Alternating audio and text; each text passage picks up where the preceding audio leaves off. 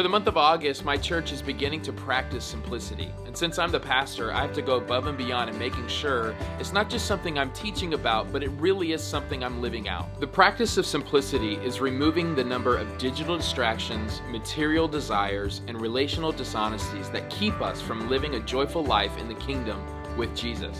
One key way that I can get rid of digital distraction is to get out into creation. And that's why today I went with my wife, we went to the river and just kind of got away from our phones, away from the world. We were able to float down the river, have incredible conversations, and really take in the beauty of God's creation. It's amazing how small of an act of putting away your phone and getting out into creation can refuel your soul and energize you towards godliness and contentment. Reorganizing your life around the lifestyle of Jesus sounds incredible as long as everything works out perfectly. Wonderful trip, kind of ruined. In my previous video, I showed you that we went to the river, had an incredible time, really attuned with God. We got to the truck to put everything away. Can't find the keys to this vehicle right here. I go all the way down to Queen Creek, get a Slim Jim to break into my car. A nice gentleman gives us something that helps us open it even more. We finally open up the car. We look around. The keys are not in there. We have to go all the way down to GMC. We ask them for a spare key, have to program our key. This whole day was about focusing on the Lord, and yet it really was a joyful day. I feel like we've matured in our marriage. We're not blaming each other or mad at each other for what's going on. We're just dealing with it and moving forward. When you begin to reorganize your life, even when the bad things come, there is a contentment that circumstances can never give you. I didn't film you. Can you turn it off again? Every single week I get on the phone with my best man for my wedding and we talk for an hour about life in the kingdom with Jesus, and it's always incredible. But recently he did something really dumb. No, like literally, he got a dumb phone. It became a thing where I don't know how to be a Christian and have a smartphone. Not because I think they're inherently evil, it's because I don't know how to navigate it. I lived that world of being fully inundated by it. The idea of getting rid of the iPhone is romantic. It sounds wonderful, but then how am I gonna make videos? How am I going to read Kindle? How? I have all of these excuses. I don't know how to make space for what God is doing in my life when I'm constantly distracted by something. All that to say, I'm trying to figure out how to have digital simplicity in a way that makes sense, where I can still be functional. I'm not telling everybody to go jump ship. This took me years to get to this point. Shout out to all of us who used his last line to get out of removing our phones.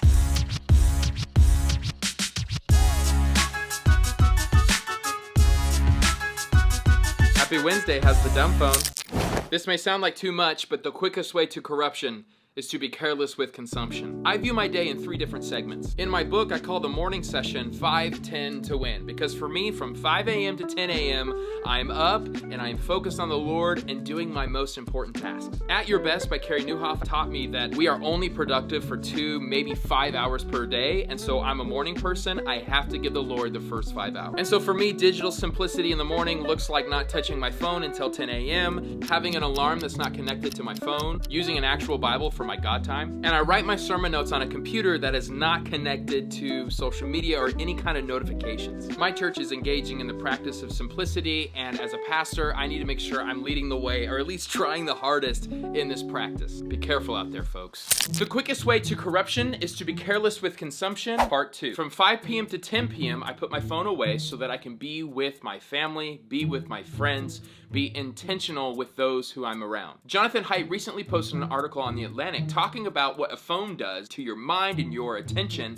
even if you're not actually using it. They did a case study on students where one group had their phone in their pockets and they were trying to learn, and another group had the phone in the entire other room and they learned. Apparently the data was very clear. Even if you're not on your phone, but it's on you, you cannot focus on what is going on in front of you. That's why I take this guy right here and I put it in my room on the charger and I walk away. I have my wife hold me accountable to it. Now, the one trick I have is I have an Apple Watch for special notifications. That way, with my role as a pastor, if somebody needs me, I can see that. How are you being careful with your digital intake? It robs your attention and time more than you'll ever know. Neil Postman in 1985 said that we've accepted TV so much, we ask what TV shows should we watch, when really maybe we should ask, should we even have a TV? What do you think about us getting rid of a TV? What do you think about me taking our TV away before? I've already done this. We've never done this before. Yes, we have. I used to say, can we have our TV back? Apparently we know exactly how to do this because we've done it before. I thought this was such a novel new idea. I would lament us not being able to watch The Office every night, but my wife doesn't let us watch that anyway. Why don't you think it's funny? What do you think of our decision to get rid of the TV? Nice.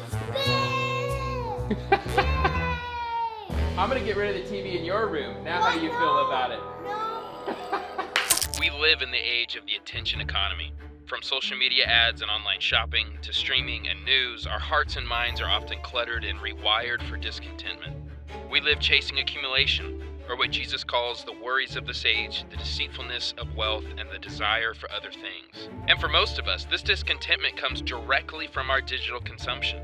But the way of Jesus is an invitation to simplicity, learning to be content with less, not more. To start this practice, we must first train ourselves to curate our digital consumption. By limiting our digital intake, we can rewire our brains towards contentment and train ourselves to be more present and attentive to God and to those around us.